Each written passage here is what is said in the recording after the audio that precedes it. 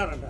హవా ఉంది, మా హవా వచ్చింది పోయింది, హవాలో పోయింది. ఏందో ఏందో అన్నం పెట్టిన చేతినే నరికినారు అన్నాడంట. నీ మగం నీకు మిస్టర్ అవినాష్ రెడ్డి, నీకు రాజకీయ చరిత్రే తెలియదు. 1929లో రాజశేఖర రెడ్డి గారు మేము ఇంకా రాజకీయ రంగంలో డైరెక్ట్గా రానప్పుడు -33,000 రాష్ట్రం అంతా మెజార్టీ వస్తుంటే అతనికి తీరని అవమానం జరిగింది రాజశేఖర రెడ్డికి, వాళ్ళ నాన్న రాజారెడ్డికి, ఇదే జమ్మలమడుగు నియోజకవర్గంలో. అటువంటి పరిస్థితి నుంచి మరొక 7 ఏళ్ళ తర్వాత 1996 నాటికి రాజశేఖర రెడ్డి గారు ఓడిపోయే పరిస్థితుల్లో జమ్మలమడుగులో 7,000 ఓట్ల మెజార్టీ. ఆ రోజు ఉమేష్ చంద్ర ఎస్పీ, ఈ దద్దమ్మ రామ్ సుబ్బారెడ్డి ఆ వల్ల ఉన్నాడు టీడీపీలో.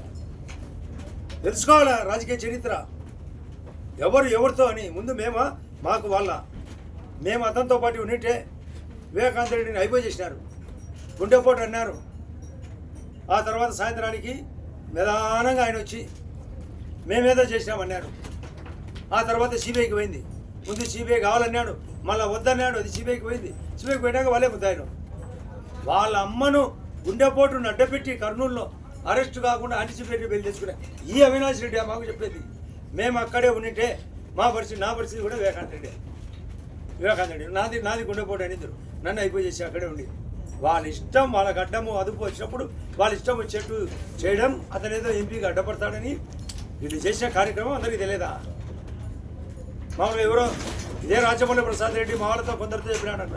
కూలంగల్లా సైతం అందరికీ తెలుసు, ఎందుకో మీరు పెద్ద అడ్వకేట్లు తెచ్చినారు కదా అని.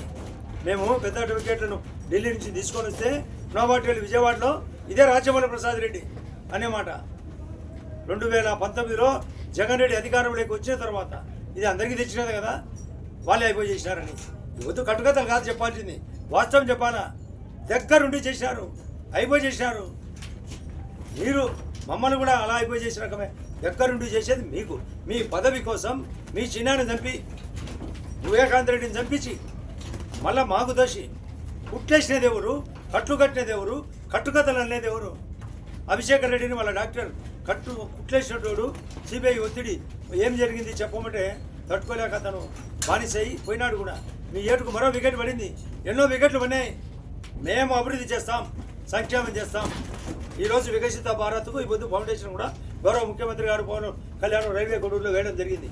ఉన్నతమైన కార్యక్రమం. ఎందుకు చెప్తున్నాం? అది కూడా 100 రోజుల బదులు 125 రోజులు శ్రామికులకు కూలీ అనే పదం తీసేసినాడు.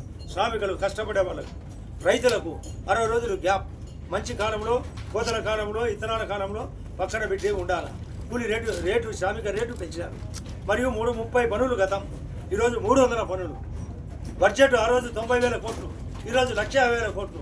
మన రాష్ట్రానికి కూడా 28,000 కోట్లు, ఈ రాష్ట్రానికి కూడా. అంటే ఏదైనా ఒక కార్యక్రమాన్ని పట్టుదలగా, ప్రేమగా, లోతుగా ఆలోచించి చేసేదే రాజకీయం.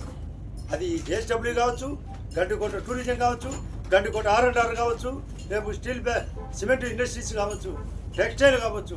చేనేతలకు కూడా మేము 200 యూనిట్లు చెప్పినట్లు 200 యూనిట్లు చేతి మగ్గాలకు, 500 యూనిట్లు మరమగ్గాలకు, ఎస్సీ ఎస్టీలకు ఫ్రీ, రైతులకు కరెంటు 9 గంటలు, ఆర్టీసీ స్కీమ్ నడుస్తుంది 24 గంటలు. రైతులకు కూడా 3 ఫేజ్ కరెంట్ ఇవ్వాలనేది ఉద్దేశం.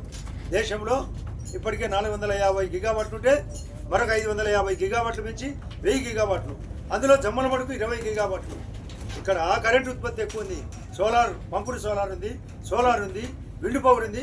ఈ బానుకొండలోనే స్టీల్ ఫ్యాక్టరీ, ఈ బానుకొండలోనే ఆర్టీపీపీ, బ్రహ్మణి యొక్క ల్యాండ్స్ కూడా గవర్నమెంట్ పరమైనాయి. అక్కడ కూడా మరొక ఇండస్ట్రీ రాబోతుంది. నిరంతరం ఉంటుంది, నిరంతరం చేస్తూనే ఉంటాం. ఒక ఛానల్లో ఉంది, చూస్తూనే ఉండండి. నిరంతర వార్తా స్రవంతి అని చూస్తూనే ఉండండి.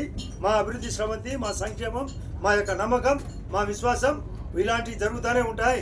వికసిత భారత్ జరగాల 2047కు.